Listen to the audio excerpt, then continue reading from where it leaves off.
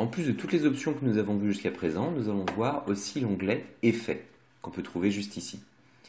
Cet effet, donc cet onglet Effets va nous permettre de transformer nos objets d'une certaine manière.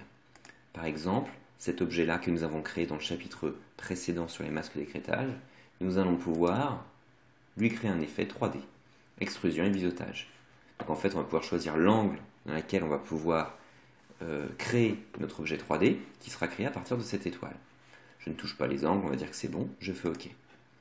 Voilà, nous avons l'objet ici qui s'est transformé en objet 3D.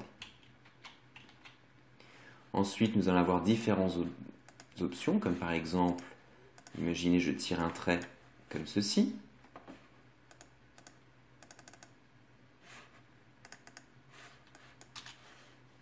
Je lui dis une épaisseur de 20.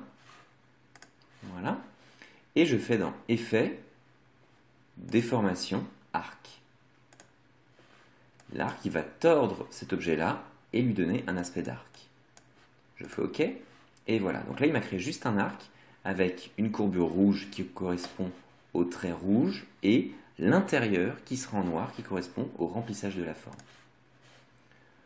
Voyons voir si on peut appliquer d'autres déformations. Renflement. Appliquer un nouvel effet. OK.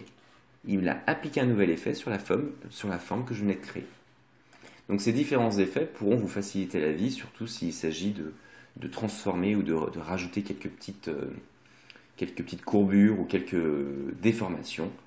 On a distorsion et transformation, contraction et dilatation.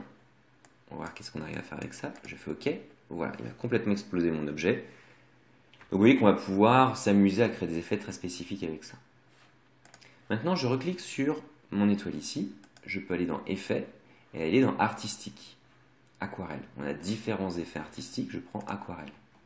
Là, il m'ouvre une boîte de dialogue avec la texture ici et on va pouvoir appliquer à cette texture différents aspects graphiques. Gardons Aquarelle, on fait OK. Et là, il m'a appliqué à la texture dans mon étoile l'effet Aquarelle. On pourrait avoir aussi esquisse, donc différents types d'esquisses, comme fusain par exemple. Je clique dessus, il me transpose ma texture avec une texture qui est censée représenter le fusain. Bon, c'est pas gagné, mais c'est tout comme. Voilà, je prends ça, je fais OK, et voilà. Donc les effets en fait vont vous permettre de rajouter des informations graphiques pour pouvoir agrémenter un petit peu vos objets.